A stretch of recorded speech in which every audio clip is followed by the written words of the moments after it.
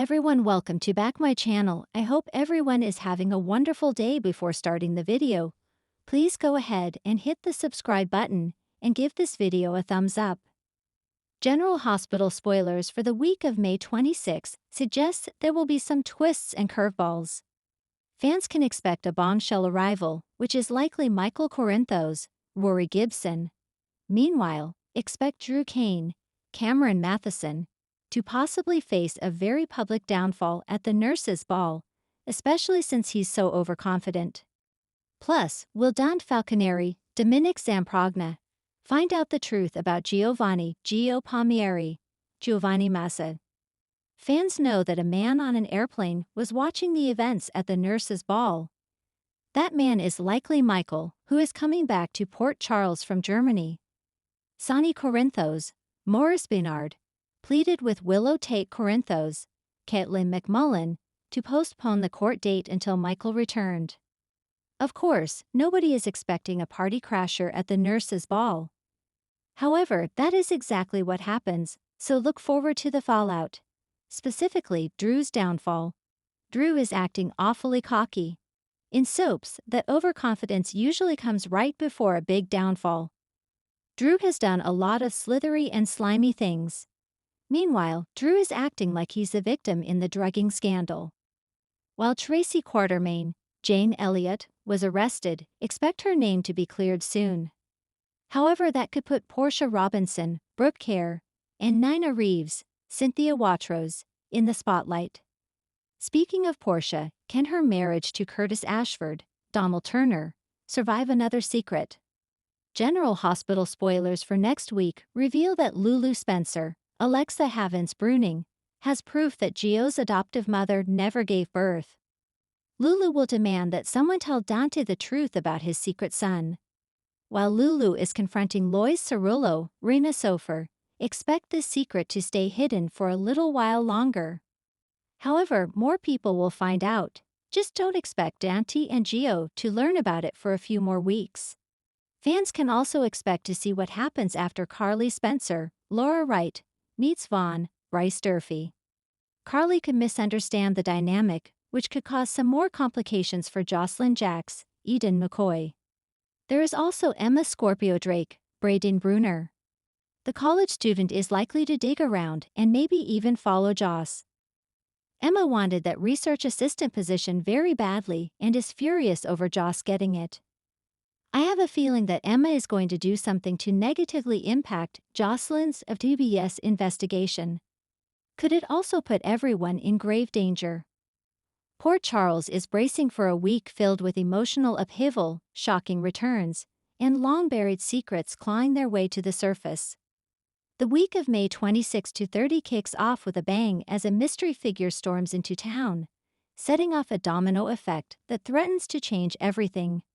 Meanwhile, Drew Kane's carefully maintained public image begins to crumble, and Detective Dante Falconeri uncovers a clue that could blow open multiple investigations and personal lives. Monday, May 26, the calm before the storm. Memorial Day arrives in Port Charles with somber reflection and uneasy peace. The Quartermaines host their annual family brunch, but the atmosphere is tense. Ned continues to eye Drew with suspicion after recent ELQ financial discrepancies begin to surface. Monica offers Drew some much-needed maternal support, but even she can't ignore that something is off. At the Metro Court, Nina tries to keep the peace between Sunny and Ava, who are still battling over parenting styles and Avery's recent behavior issues. Ava suspects something darker is brewing with Sunny, and she's not entirely wrong. Elsewhere, Carly receives a cryptic postcard postmarked from Europe, no return address, but 3 words written in sharp black ink: he's coming home. Tuesday, May 27, secrets and suspicions. Carly can't shake the feeling that someone from the past is making their way back. She confides in Sam, who immediately wonders if Jason could somehow be alive. But Carly is less certain. It doesn't feel like Jason. It's colder, calculated, dangerous. Across town, Drew's veneer begins to crack.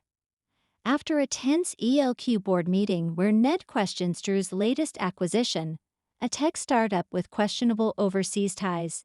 Drew lashes out. Tracy, watching from the sidelines, makes a quiet call to someone in DC. Drew's connections to a political campaign may not be as clean as they appear. Meanwhile, Willow has a heart-to-heart with Michael about her growing doubts regarding Drew's behavior and increasing influence on the company. Michael, once Drew's closest ally, begins to sense a shift in the wind. At GH, Dante visits an injured dockworker who claims to have seen someone who shouldn't be alive at Pier 17 a few nights ago. Skeptical but intrigued, Dante logs the report, unaware of how close he is to opening Pandora's box. Wednesday, May 28. The bombshell arrival. It's high noon at the Metro Court when the elevator doors open and a mysterious man steps out. Tall, confident, and very much alive. Peter August. The crowd is stunned.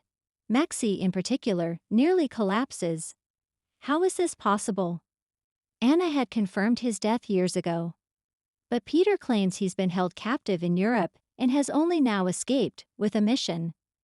He demands to speak with Anna and Dante immediately, claiming he has critical intel on Project Artemis, a Black Ops mission gone rogue, involving both WSB and Pikeman elements.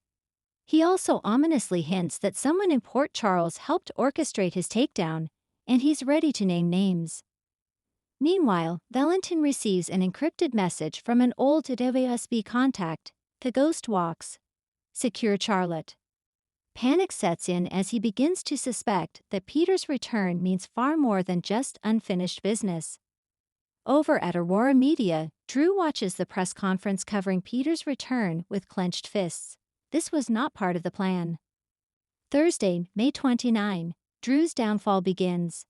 Peter wastes no time naming Drew Kane as one of the operatives tied to Project Artemis, claiming Drew betrayed him in exchange for immunity and a political favor.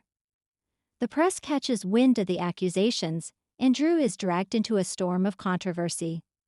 Carly tries to defend him publicly, but in private, she begins to question just how far Drew has gone to secure his power. Alexis reluctantly agrees to represent Drew, if only to control the media narrative, but warns him that more skeletons could come tumbling out. Dante, digging deeper into the dockworker's statement, finds footage from a security camera showing a shadowed figure resembling Jason Morgan, not Peter, moving in and out of the warehouse 2 days before Peter's arrival.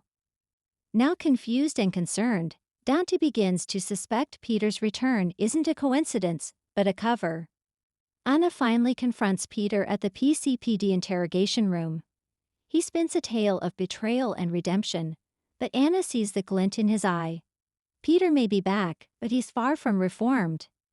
Back at GH, Finn tends to Maxie, who is overwhelmed and begins spiraling with fear over what Peter might do next.